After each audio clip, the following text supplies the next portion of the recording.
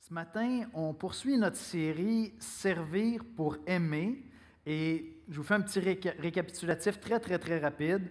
On en est déjà à notre troisième exposé. Et premier exposé, qu'est-ce qu'on a vu ensemble? Écoutez, on a vu un des aspects les plus uniques du christianisme. On appelait ça le Dieu serviteur. Le christianisme est unique en ce sens que Dieu nous révèle dans sa parole qu'il s'est fait serviteur en s'incarnant dans la personne de son Fils. Il est venu mourir sur la croix pour nos péchés. Et donc, c'est comme ça qu'on est sauvé, c'est comme ça qu'on est racheté. Dieu s'est fait serviteur pour notre salut. Il est mort sur la croix, la mort la plus honteuse qu'on pouvait imaginer à l'époque. Et ça, c'est unique à Jésus. Mais le christianisme est aussi unique dans le fait que les chrétiens, Jésus est notre inspiration. Qu'est-ce que ça veut dire pour nous être un chrétien? C'est adopter l'attitude d'un serviteur comme Jésus-Christ lui-même s'est fait serviteur. Deuxième exposé la semaine dernière avec Michel, avec le pasteur Michel, on a vu aimer et servir dans les Écritures puisque Christ nous a aimés en nous servant. Bien, pour nous, aimer les chrétiens, là, ça veut souvent dire, beaucoup dire, servir. Et comme on a vu avec Michel la semaine dernière, bien, pour un chrétien, il n'y a pas de tâche trop basse parce que notre identité ne repose pas dans les tâches qu'on a à faire. Quelqu'un me demande d'aller le servir, puis là, je dis « Ah, c'est indigne de moi ». Non, mon identité ne réside pas là. Mon identité se trouve dans l'amour que Jésus-Christ a eu pour moi. Je suis chrétien. Je suis, comme Michel l'a dit la semaine dernière, je suis big en Jésus-Christ. Mon identité est définie. Et donc, je peux servir, ça ne m'affecte pas. Pour certains, ça serait de les diminuer, de leur demander de servir. Pour un chrétien, ce n'est pas le cas si mon identité est bien connue en Jésus-Christ. Et enfin, on arrive au troisième exposé, doué pour servir. Dieu ne nous envoie pas servir sans nous équiper pour le service. Et là, vous pensez peut-être à différents passages. Si vous êtes familier avec la Bible, vous allez peut-être être surpris ce matin comment Dieu nous a doués pour le servir. À l'Église de l'Espoir, notre vision, ce que nous désirons être comme Église, on n'est pas là, on n'est pas parfait, mais on cherche à grandir. Notre vision, c'est quoi? C'est être une Église émerveillée par l'Évangile de Jésus-Christ au service de la communauté. Voyez-vous, émerveillé par l'Évangile de Jésus-Christ, Jésus qui lui-même s'est fait serviteur et on s'en va servir à notre tour, l'Église, les gens autour, faire connaître l'Évangile de Jésus-Christ en annonçant l'Évangile de Jésus-Christ. Si tu ne vis pas quotidiennement, j'ai dit ça au premier exposé de la série, si tu ne vis pas quotidiennement comme un serviteur de Dieu et des gens que Dieu place autour de toi, mais si au contraire, tu t'attends à ce qu'on te serve, cette série pourrait changer ta vie à jamais pour la gloire de Dieu et pour ton plus grand bonheur. Puis ce matin, je vais aller un petit peu plus loin que ça. Si tu ne vis pas quotidiennement comme serviteur, tu te prives de joies merveilleuses. Je vais plus loin que ça. Tu ne comprends pas vraiment ce que c'est être un chrétien. Tu ne comprends pas complètement l'Évangile de Jésus-Christ. Si tu ne vis pas à tous les jours comme un serviteur. Et la bonne nouvelle, c'est que Dieu veut te révéler cela ce matin. Dieu veut te faire connaître les gloires et les grâces d'être un serviteur. On va aller ensemble dans la prière, puis on va écouter deux passages. On va se promener un peu dans les Écritures ce matin. Caroline va venir nous lire deux passages ce matin. On va dans la prière. Seigneur Jésus, c'est la fête de l'Action de grâce. On veut te rendre grâce pour ton amour pour nous. Ton amour au Père, parce que tu as créé les cieux et la terre, tu as créé les hommes, tu as créé les femmes, tu as créé la nature, les animaux. Ta création est merveilleuse, Seigneur. Et puisqu'on vit ici dans ce pays d'abondance, Seigneur, nous en jouissons à tous les jours. Mais Seigneur, nous voulons être reconnaissants et te remercier d'abord et avant tout pour Jésus-Christ. De ce que tu es venu, Jésus, tu t'es incarné, tu t'es fait homme, tu as donné ta vie sur la croix pour nos péchés, afin que nous qui étions étrangers de Dieu, nous soyons admis dans la famille de Dieu, Seigneur, par le pardon de nos péchés. Seigneur, je te demande de venir nous parler ce matin de cette identité glorieuse que nous avons en toi, qui nous amène à être des serviteurs de Dieu. Et viens, Seigneur, nous montrer comment nous pouvons nous appuyer sur ta grâce pour entrer dans ce service. Viens nous montrer combien nous ne sommes pas seuls, combien tu nous as équipés pour te servir, Seigneur. C'est en Jésus-Christ qu'on te prie. Amen. On va écouter la lecture de la parole de Dieu.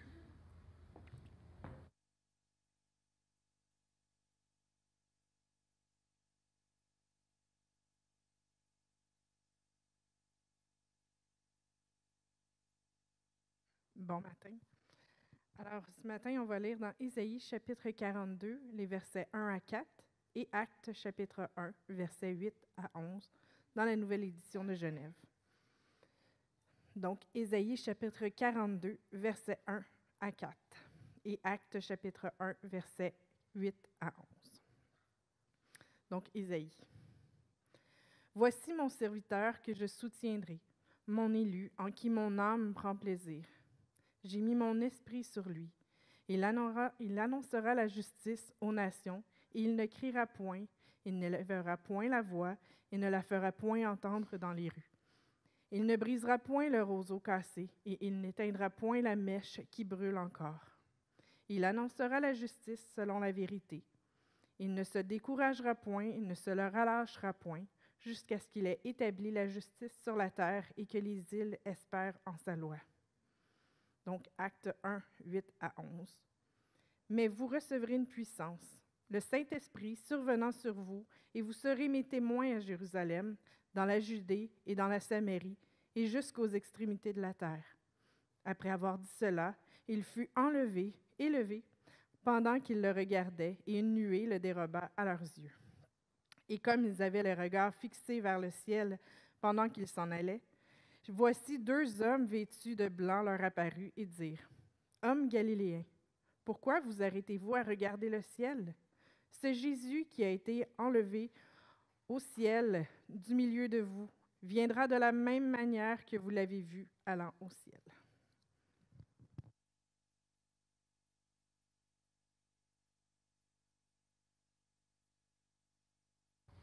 Merci, Caroline.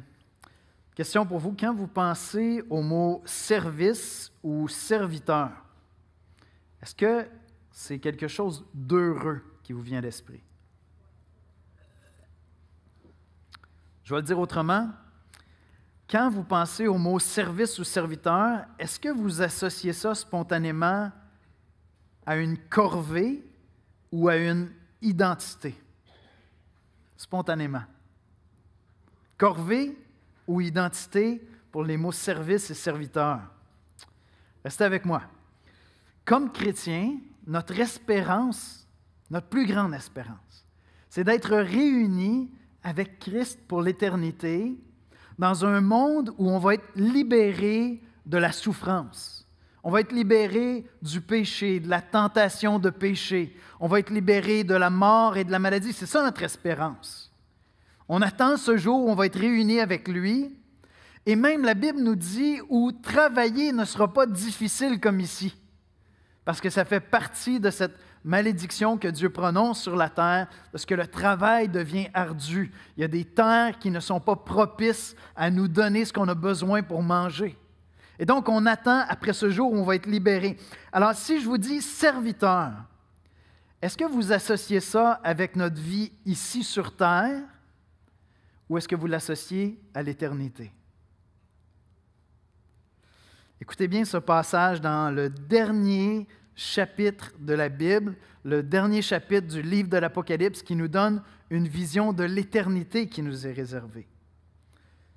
Dans Apocalypse 22, versets 3 à 5, on lit ceci: « Il n'y aura plus d'anathème », c'est-à-dire qu'il n'y aura plus de malédiction. Tout ce qui est lié à la malédiction de Dieu sur la terre va être enlevé, donc plus de souffrance. Le trône de Dieu et de l'agneau sera dans la ville, et ses serviteurs le serviront et verront sa face, et son nom sera sur leur front. Il n'y aura plus de nuit, et ils n'auront plus besoin ni de lampe ni de lumière, parce que le Seigneur Dieu les éclairera, et ils régneront au siècle des siècles. Intéressant, hein? On est en train de regarder l'éternité. Ce matin, mon ambition, c'est d'associer 3 mots ensemble dans votre esprit, dans votre pensée, dans votre vision de ce que c'est être un chrétien, mais aussi dans votre cœur, dans votre âme. Qu'on puisse associer les mots serviteur, éternité et glorieux. Parce qu'il nous est dit qu'on va être serviteur dans l'éternité, il nous est aussi dit que nous allons régner avec Dieu. Donc, mon ambition, c'est qu'on puisse associer ces trois mots-là, que ça devienne limpide dans notre tête, serviteur, éternité et glorieux. Voici comment je résumerai l'exposé biblique de ce matin.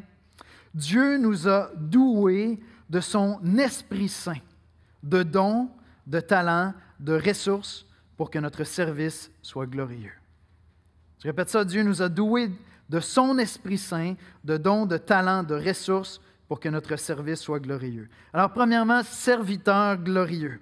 Il n'y aura plus d'anathème. Apocalypse 22, j'y retourne, il n'y aura plus d'anathème. Le trône de Dieu et de l'agneau sera dans la ville et ses serviteurs le serviront et verront sa face. C'est clair dans les Écritures, les chrétiens vont être des serviteurs pour l'éternité. Pour l'éternité, on va être des serviteurs, ça va être dans notre identité. Je crois qu'un des éléments essentiels qui a été perdu dans la culture aujourd'hui, au moins en Occident, puis un peu dans l'Église aussi, parce que l'Église est jamais imperméable à ce qui se passe dans la culture. Des fois, c'est heureux, des fois, c'est malheureux. Vous savez qu'il y a déjà eu des chrétiens qui avaient des esclaves en Occident, même en Amérique. Puis à un certain moment donné, tout le monde s'est réveillé, et les chrétiens et les autres, puis on a dit non, ça ne fonctionne pas, cette affaire-là. Donc, c'est heureux, tu sais, qu'aujourd'hui, on n'a pas l'Église en Amérique qui aurait des esclaves, parce qu'on dit non, nous autres, on est imperméables à la culture. La culture change, mais nous, on ne changera pas. Au contraire, les chrétiens ont été même des agents de transformation dans cette culture-là. Donc, l'Église n'est pas imperméable au changement qu'il y a dans la culture, mais toujours, l'Église doit aller regarder dans les Écritures, est-ce que c'est bienvenu ou est-ce que c'est malsain? Est-ce que c'est selon la pensée de Dieu ou est-ce que ça ne l'est pas? Je pense qu'une des choses que nous avons perdues, spécialement en Occident, dans l'Église aussi, c'est cette vision très, très noble du service, de se mettre au service. Ce n'est pas que ce n'est pas présent dans notre culture, c'est encore là. Mais je crois que cette idée-là de dire que je suis au service de quelqu'un, on a tendance à voir ça comme quelque chose qui nous diminue, qui diminue notre valeur, qui nous dévalue à nos propres yeux ou qui nous dévaluerait aux yeux des autres. Notre société individualiste va avoir plutôt tendance à valoriser l'idée d'être maître de ta vie. Tu veux être au contrôle de ta destinée.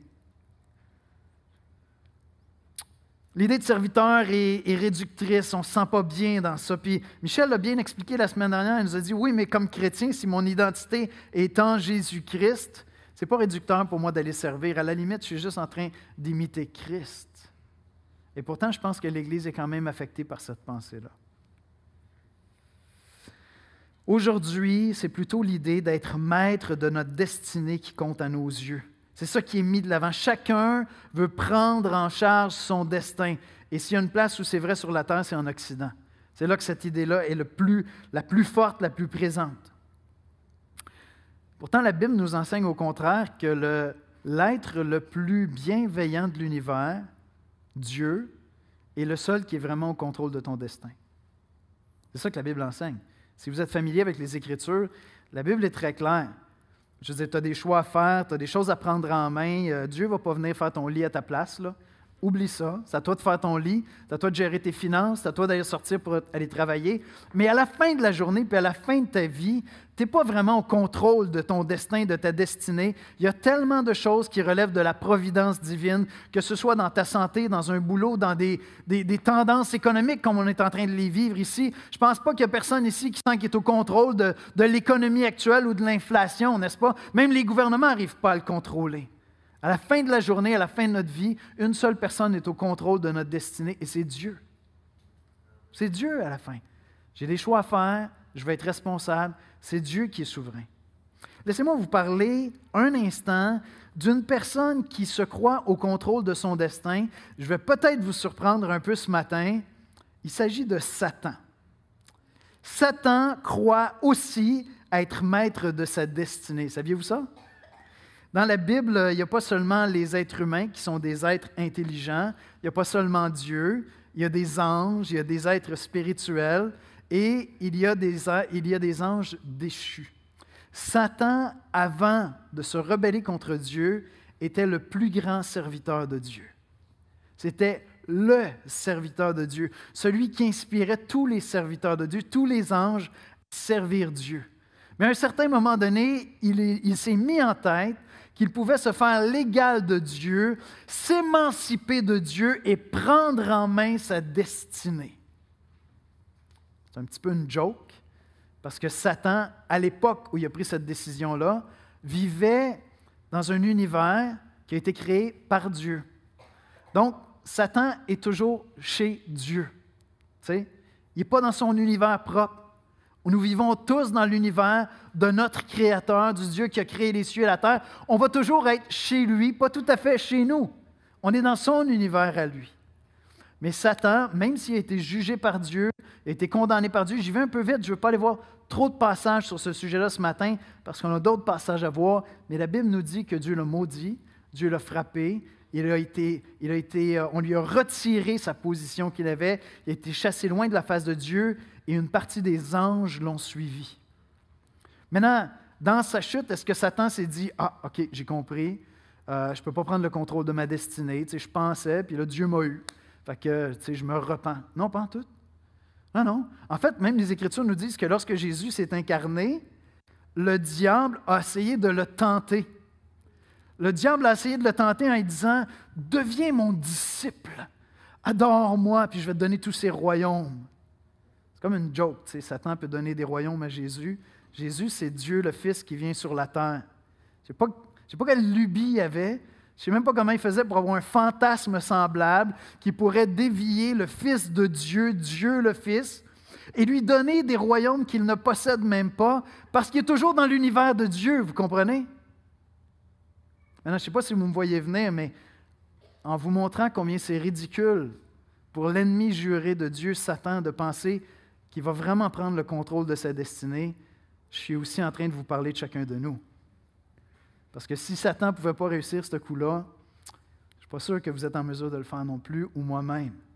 Il y a un passage, je vais vous le lire rapidement, puis bon, ça va toucher les âmes poétiques. Les autres vont dire « Ah, c'est toujours bizarre la poésie ». S'il y en a qui ont déjà lu Paradise Lost, Le paradis perdu de John Milton, il y a un moment vraiment extraordinaire où Satan est défait, lui et toutes ses troupes sont brisées, puis là, il voit ses troupes qui sont dévastées parce que Dieu les a châtiées, puis là, il se dit, ça leur prend un pep talk, tu sais.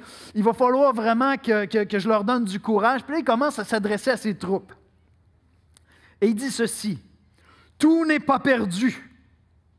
La volonté invincible et l'étude de la vengeance, la haine immortelle et le courage de ne jamais se soumettre ou céder. Et quoi d'autre pourrait-il vaincre? Cette gloire que jamais sa colère ou sa puissance ne m'arrachera jamais. » Et ce que Satan est en train de dire, il dit, ce qu'il me reste, c'est la rébellion. Jamais je vais me soumettre. Et malheureusement pour lui, c'est tout ce qu'il lui reste. C'est tout ce qu'il lui reste. Si vous connaissez les Saintes Écritures, si vous connaissez le livre de l'Apocalypse, vous connaissez la fin de Satan lorsqu'il est jeté dans l'étang de feu. Satan avait cette lubie et a encore cette lubie qui peut se rebeller de Dieu, prendre le contrôle de sa destinée, s'émanciper de Dieu. Puis lorsqu'on lit les Écritures, tu te dis, la Bible me dit pourtant que c'est un être très intelligent. Comment peut-il être aussi stupide? Il est toujours dans l'univers de Dieu. Il ne s'inventera pas une autre dimension juste pour lui. Et Dieu nous parle de nous. Dieu nous parle de nous à travers ce personnage-là. Il nous confronte, nous, à cette attitude-là, ce désir de s'émanciper. Et au contraire, celui qui choisit d'être serviteur de Dieu dans la Bible trouve le bonheur de se réaliser dans ce pourquoi il a été créé. Trouve le bonheur de se réaliser en cherchant la gloire de celui qui mérite la gloire. Celui, au contraire, qui essaie de s'émanciper de la gloire de Dieu et du service de Dieu, tout ce qu'il pourra récolter comme gloire, c'est la gloire qui peut venir d'un homme. Ce n'est pas grand-chose comparé à la gloire de Dieu. C'est vraiment pas grand-chose. Ça passe comme une vapeur. Et la Bible nous raconte l'histoire de la lignée des serviteurs de Dieu. En commençant par Adam et Ève, Dieu les crée, puis il leur confie la terre, puis il dit « Prenez soin de la terre, multipliez-vous. Vous êtes des intendants sur la terre. » C'est l'appel de tous les êtres humains sur la terre de bien prendre soin de la terre. C'est notre service envers Dieu. Ensuite, on voit Moïse, ensuite on voit David, et ainsi de suite. Puis il y a des serviteurs, des serviteurs, des serviteurs de Dieu. Puis vient Jésus-Christ, qui est le serviteur parfait. On a commencé à en parler il y a 2 semaines, mais vous allez voir le lien avec cette idée qui nous a équipés pour le service dans quelques minutes. Je retourne dans Ésaïe 42. On l'a lu ce matin, on a parlé il y a 2 semaines. Vous allez voir tout à l'heure le lien, mais regardez bien Ésaïe 42, verset 1. « Voici mon serviteur que je soutiendrai, mon élu en qui mon âme prend plaisir. » Dieu le Fils se fait homme et il devient serviteur de Dieu. Et Dieu prend plaisir en Jésus-Christ, son serviteur. Dieu aime ce serviteur-là. Et pour l'éternité, le Fils va manifester la gloire de Dieu. Pour l'éternité, le Fils va honorer son Père. Et de la même manière, ce que Christ a fait en mourant sur la croix, il rend possible que nous devenions à notre tour serviteurs de Dieu, comme Jésus-Christ a été serviteur de Dieu. Lui, il a un service qui est unique. Il meurt sur la croix pour nos péchés, personne d'autre ne pouvait le faire. Mais ensuite, nous emboîtons ses pas et nous devenons serviteurs pour l'éternité. Je vous rappelle le passage qu'on a lu au début, Apocalypse 22, 3 à 5. « Il n'y aura plus d'anathème, le trône de Dieu et l'agneau de Dieu sera dans la ville. Ses serviteurs le serviront et verront sa face, et son nom sera sur leur front. Il n'y aura plus de nuit, il n'y aura plus ni de lampe, ni de lumière, parce que le Seigneur Dieu les éclairera, et ils régneront au siècle des siècles. » Dans les Écritures, servir Dieu, c'est absolument glorieux. C'est quelque chose de merveilleux. Il nous dit qu'on va servir Dieu et on va régner avec Christ. D'ailleurs, il dit qu'on est co-héritier avec Christ. Si dans ta compréhension du christianisme, tu ne saisis pas que tu es un serviteur de Dieu et par le fait même un serviteur des hommes, des femmes que Dieu place sur ton chemin, il y a quelque chose de glorieux dans l'Évangile que tu n'as pas saisi. La gloire d'un serviteur est toujours relative à la gloire de son maître. Celui qui se sert lui-même n'aura jamais plus que la gloire d'un homme. Celui qui sert Dieu est revêtu de la gloire de Dieu et régnera avec Dieu. Est-ce que tu es un serviteur? Dans ton quotidien, est-ce que tu es un serviteur? Ou est-ce que tu es quelqu'un qui se sert lui-même? La gloire qui va avec cette idée de te servir toi-même est aussi grande que toi. Moi, je fais 5 pieds 8. Je vais être mort dans quelques années. Ça va s'arrêter là. Mais moi, je ne suis pas un serviteur de Yannick. Alors, par moment, comme tous les chrétiens, pas de chrétien parfait, on l'a dit souvent ici, mais je suis un serviteur de Christ. Et cette gloire-là ne disparaîtra jamais. Je suis un serviteur de Dieu.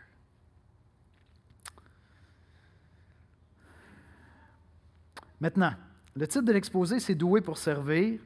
Alors, on y arrive. Comment Dieu nous a-t-il doués, équipés pour le servir? Parce que Dieu ne nous a pas envoyés dans le monde pour le servir sans nous donner ce qu'il fallait pour le servir. Et c'est là que vous allez comprendre la beauté de ce passage-là dans Ésaïe 42. Doué de l'Esprit de Christ. Quand on a pensé la série « Servir pour aimer », c'était clair pour nous que dans la Bible, cette idée-là de servir, d'être au service, c'est un thème majeur dans la Bible. Quelqu'un qui marche avec Dieu, c'est quelqu'un qui sert. Ça, c'était clair. Puis évidemment, on pensait au Nouveau Testament. Là, on s'est dit, OK, dans la série, à un moment, on va aller parler des dons spirituels. Quand tu arrives dans le Nouveau Testament, Dieu donne des dons pour servir l'Église, pour servir Dieu. Ce que j'aime d'une Église où on prêche la parole de Dieu. C'est-à-dire qu'on va vers les Écritures et on dit, Seigneur, qu'est-ce que tu dis? C'est ça que je dois dire. Je n'ai pas la latitude de vous partager mes dadas. Vous en connaissez de mes dadas, hein? J'aime ça aller en forêt à certains moments à l'automne. Vous n'entendrez jamais un sermon là-dessus. Parce qu'on est là pour prêcher la parole de Dieu. Mais j'ai été saisi quand j'ai étudié ce thème-là du service dans le Nouveau Testament, la chose la plus importante, la plus belle chose que Dieu a fait pour nous équiper pour le service, c'est qu'il nous a doués de son Esprit Saint. Dieu nous a donné son Esprit qui est venu vivre en nous. Et c'est ça qui change tout pour le service. Oui, il y a des dons spirituels. Oui, tu as des talents que moi, je n'ai pas. Oui, tu as des ressources que moi, je ne possède pas. Tu es dans des circonstances que moi, je ne connais pas. On va parler de tout ça dans quelques instants. Mais la plus belle chose que Dieu a fait pour t'équiper pour le service, c'est qu'il t'a donné son Saint-Esprit. Regardez avec moi Ésaïe 42, verset 1.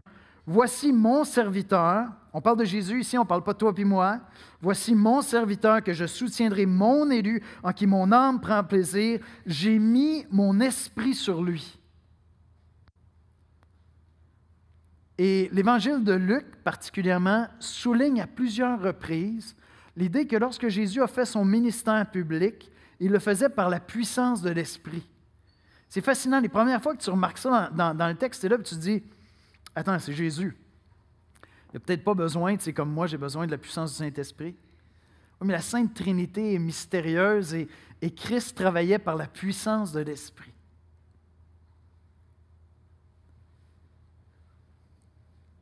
Et puis Jésus a commencé à dire à un certain moment donné à ses disciples, « Maintenant, je vais partir. Vous ne comprenez pas ce que je vous dis là. Je vais partir, mais je ne vous laisserai pas seul, parce que je vais vous donner mon esprit. » Dans Acte 1, versets 8 à 11, on lit, c'est Jésus qui parle, il dit, « Mais vous recevrez une puissance, le Saint-Esprit survenant sur vous, et vous serez mes témoins à Jérusalem, dans toute la Judée et dans la Samarie, et jusqu'aux extrémités de la terre. Mais vous recevrez une puissance, le Saint-Esprit survenant sur vous. » Ce que je vous dis ce matin, et je crois que ce que la parole de Dieu nous dit ce matin, c'est serviteur de Jésus-Christ, serviteur de Dieu comme Jésus-Christ est serviteur de Dieu, ce que Dieu nous a donné de plus précieux pour le servir, c'est l'Esprit Saint qui habite en nous. Et pour le chrétien, quand est-ce que ça se passe, ça? Bien, c'est au moment de ta nouvelle naissance. C'est assez mystérieux, la nouvelle naissance. Hein? Il y en a que c'est très, très clair. Moi, je pense que c'est très clair. Je pense que je sais le jour, l'heure, la minute où je me suis converti, parce que le lendemain, je n'étais plus la même personne. L'Évangile était clair pour moi depuis des années, mais je résistais à Dieu. Puis il y a un moment où j'ai cédé, puis j'ai dit, « OK, Seigneur, c'est littéralement, j'ai dit, c'est toi qui run le show. » Ma vie n'était plus la même le lendemain. Mais pour beaucoup d'entre vous, c'est comme flou. Tu sais, il y a une période dans ta vie où tu cherches, puis là, ça s'éclaire, où tu n'entends parler dans ton enfance. Puis là, à un certain moment donné, l'engagement devient plus clair, la réponse devient plus claire, la grâce qu'il y a dans l'Évangile devient plus claire. Donc, ce n'est pas clair pour tout le monde à quel moment la conversion se passe ou la nouvelle naissance se passe, mais je vais vous donner une question que vous pouvez vous poser pour déterminer si vous avez reçu le plus grand cadeau que Dieu peut vous faire pour faire de vous des serviteurs, le Saint-Esprit. Comment tu fais pour savoir que tu as reçu l'Esprit Saint? Bien, je vous dirais le plus grand indice, le plus clair, le plus net, c'est si tu es habité d'un sentiment de reconnaissance immense pour ce que Jésus a fait sur la croix pour toi. Si dans ton cœur, tu dis, c'est là que se trouve ma réunion avec Dieu. C'est là que tout devient possible pour que je devienne enfant de Dieu. Et ton cœur est rempli de reconnaissance pour le sacrifice de Christ à la croix en ta faveur à toi. Tu es certainement habité du Saint-Esprit. Et c'est pour ça qu'on va être une Église qui est constamment émerveillée par l'Évangile de Jésus-Christ, parce qu'on peut aussi attrister l'Esprit et perdre ça de vue. Mais on va être des adorateurs constamment émerveillés par l'Évangile de Jésus-Christ. Parce que c'est l'Esprit de Dieu qui te donne la puissance de marcher à la suite de Jésus.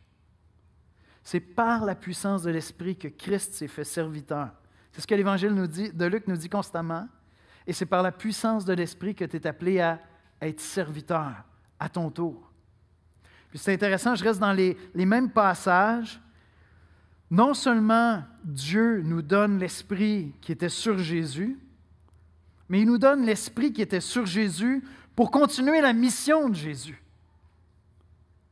C'est ça que le texte nous dit. Regardez, revenez avec moi dans Ésaïe 42, lorsqu'on parle de la mission.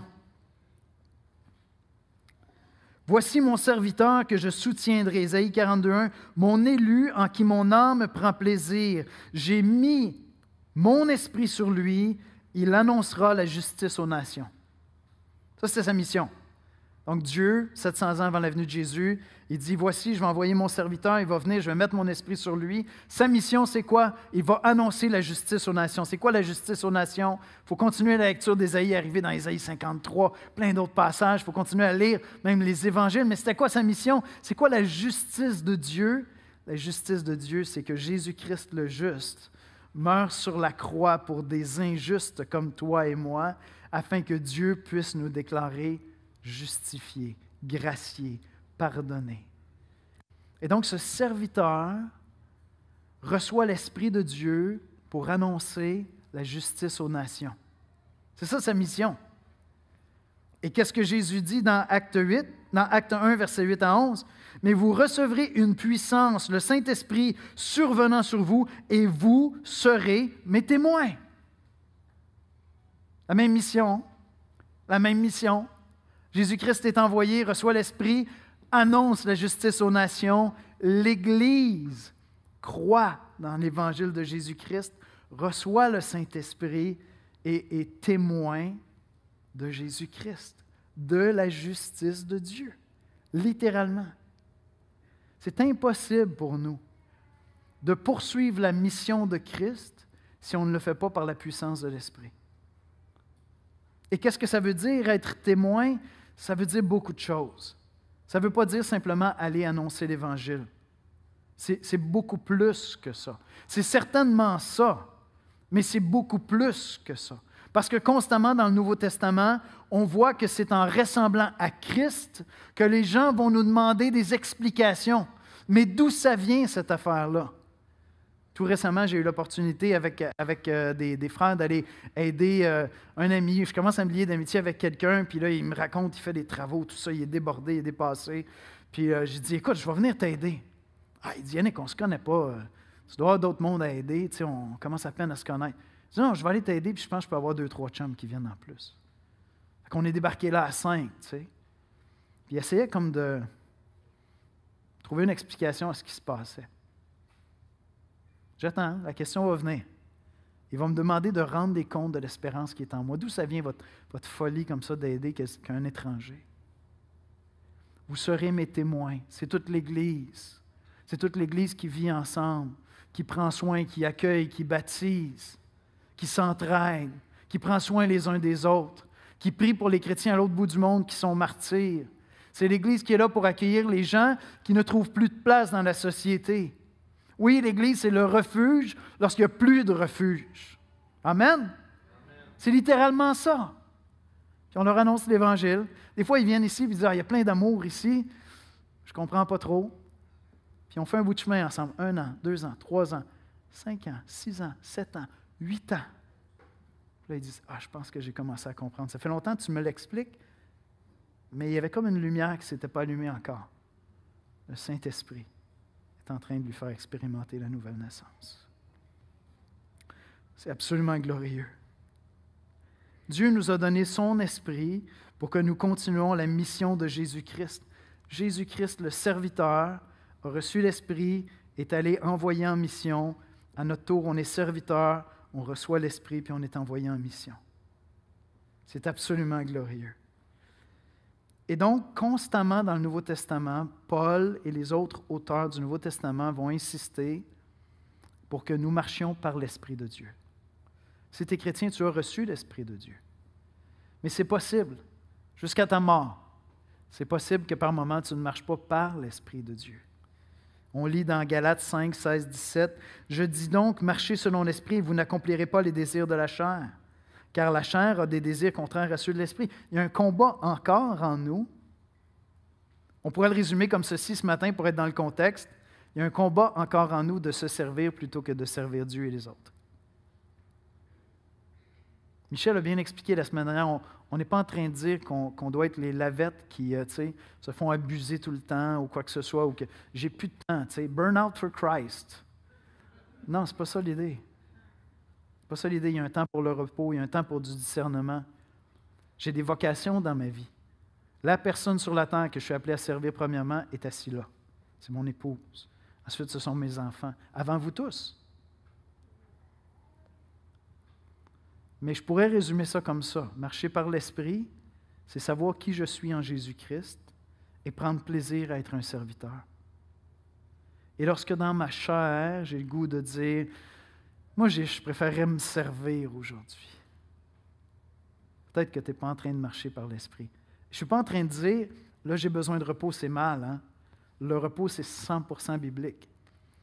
Mais ce que tu considères du repos, est-ce que tu serais prêt à demander à Dieu, est-ce que c'est le temps que je me repose ou c'est le temps que je serve? Puis écoutez ce que Dieu est en train de te dire. On lit dans Éphésiens 5, 18, 19, « Ne vous enivrez pas de vin, c'est de la débauche. Soyez au contraire remplis de l'Esprit. Entretenez-vous par des psaumes, par des hymnes, par des cantiques spirituels, chantant et célébrant de tout votre cœur les louanges du Seigneur. » Jésus dit ailleurs dans Jean 15, 5, « Je suis le cep, vous êtes les sarments comme une vigne, n'est-ce pas? Celui qui demeure en moi et en qui je demeure porte beaucoup de fruits, car sans moi, vous ne pouvez rien faire. » Et donc, qu'est-ce que je veux faire à tous les jours pour servir par la puissance de l'Esprit? Bien, je veux me servir, on appelle ça les moyens ordinaires de la grâce. C'est quoi? Je vais lire ma Bible. Puis là, le Seigneur va me parler. Je vais prendre un temps pour prier. Peut-être que je sens que mon cœur s'est éloigné de Dieu. Je vais consacrer une journée à jeûner puis à prier, à lire des psaumes, puis à dire, Seigneur, mon cœur, je suis plus émerveillé par l'Évangile. Il y a de quoi qui ne va pas. Je le sais. Je suis toujours en lutte entre je me sers moi ou je sers Dieu et les autres. C'est quoi les moyens ordinaires de la grâce? C'est venir à l'Église. Pour se placer sous le ministère de l'Église, par nos relations ensemble, sous le ministère de la parole, la louange avec nos enfants. C'est quoi les moyens ordinaires de la grâce? C'est le service. C'est simplement commencer à servir, puis en servant, je vais trouver la joie du service aussi. C'est quoi les moyens ordinaires de la grâce? C'est donner selon mes moyens. Ce sont tous des moyens ordinaires, mais on les appelle des moyens ordinaires de la grâce parce que le Saint-Esprit fait une œuvre extraordinaire en nous lorsque nous sommes fidèles pour utiliser les moyens ordinaires de la grâce. Et si tu dis, j'ai l'impression que je ne marche pas par l'Esprit de Dieu, j'ai connu un temps où tout était différent à mes yeux, il y avait une joie qui était autre. Tu sais quoi? Juste aller dans la prière puis confesser ça au Seigneur, ça plaît tellement à Dieu. Il n'y a rien qui plaît autant à Dieu qu'un cœur lucide et repentant. Même celui qui n'est pas capable de changer plaît à Dieu lorsqu'il confesse à Dieu. Puis il dit, Seigneur, viens au secours de ma faiblesse. Le plus grand don que Dieu vous a donné pour le servir, que Dieu nous a donné, c'est l'Esprit Saint. Apprenez à le connaître, apprenez à l'écouter, apprenez à l'honorer. Apprenez à vous voir comme des êtres qui appartiennent à quelqu'un d'autre et qui veulent honorer cette sainteté-là qui est en communion avec votre cœur, avec votre âme. Apprenez à vous repentir quand vous attristez l'Esprit Saint. Et je termine avec quelque chose qui sera peut-être plus concret pour plusieurs. Dieu nous a doués de dons, de talents, de ressources, de circonstances. C'est très clair que lorsque tu viens à Christ, Dieu te donne des dons. Mais il y a à peu près juste ça qui est clair. C'est quoi les dons? Comment ça marche? Comment on fait pour les connaître? On a des listes qui sont certainement incomplètes. 1 Corinthiens 12, versets 4 à 7.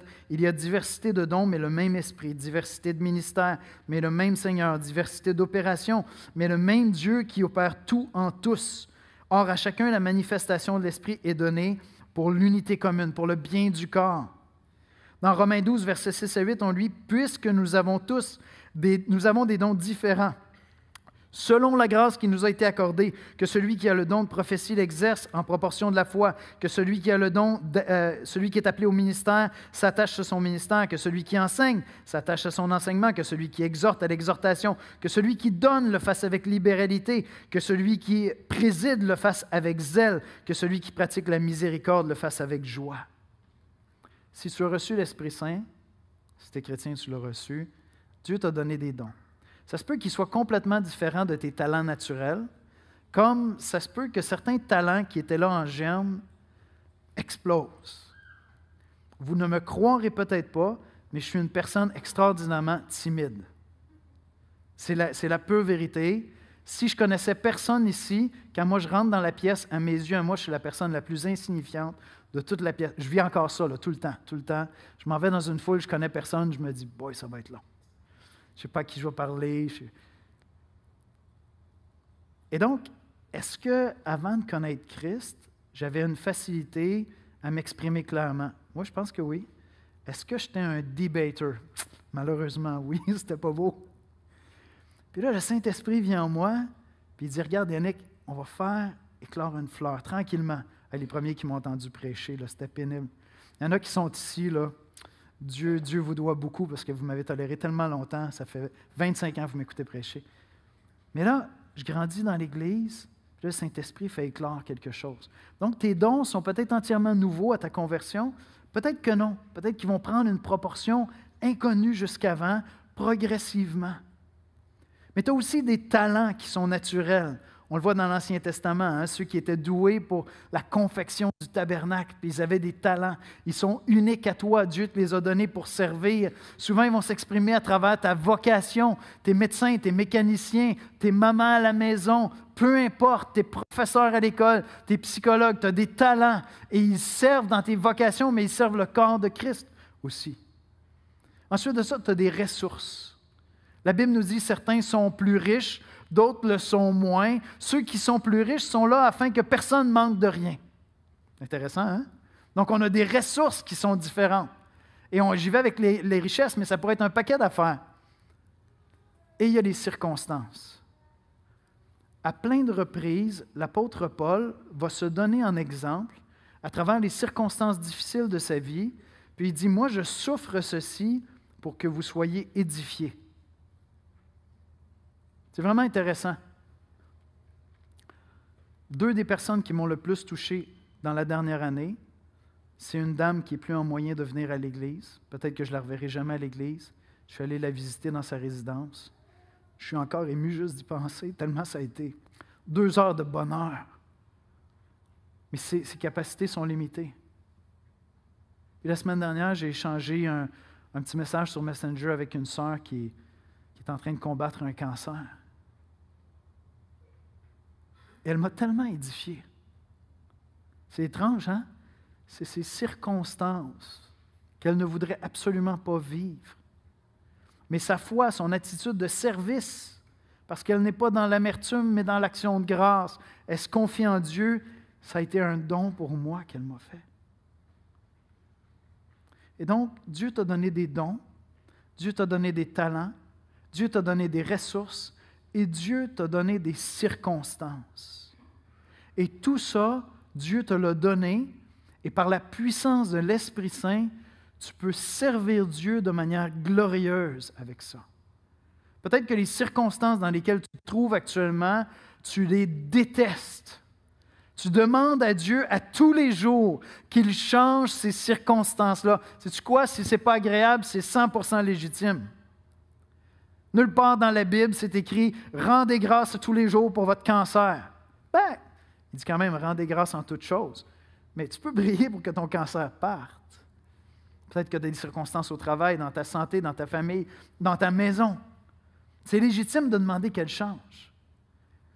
Mais si Dieu les a envoyés dans sa providence divine, c'est une des ressources que Dieu t'a données pour le servir. Et si tu ouvres tes yeux pour voir qu'est-ce que ça veut dire servir dans mes circonstances, avec mes ressources, avec mes talents, avec mes dons. Et si tu demandes à l'Esprit Saint de te fortifier, si tu marches rempli de l'Esprit, tu vas être un serviteur, une servante extraordinaire. Souvent, les chrétiens, on garde une pensée du monde qui nous dit que la valeur de notre service est équivalente à la grandeur de nos dons et de nos talents. C'est normal qu'on aille là, on cherche toujours à placer notre identité dans ce que nous, on est capable de réaliser. Donc, cette semaine, je prêche, dimanche. Demain, je peux avoir un anévrisme, puis capable de parler, silencieux jusqu'à ma mort. Il y a des pasteurs qui tapent des moyennes dépressions. Hein? C'est un rôle privilégié d'être pasteur, puis d'avoir des gens qui les écoutent comme ça. Puis là, ils se retirent du ministère, puis là, ils se tapent une dépression. Ou ils ont des problèmes de santé, puis comme leur valeur est perdue. C'est tellement triste. Parce qu'il n'y a rien qui change. C'est Dieu qui donne les circonstances, et il n'y a rien qui change dans ma valeur. Si tu es chrétien, si tu es chrétienne comme moi, Dieu t'a équipé pour le servir. Peut-être que tu n'as pas découvert encore tous les domaines où tu peux le servir. Mais si tu es chrétien, tu as le même esprit en toi qui était sur Jésus. Tu as le même esprit en toi qui était sur Jésus.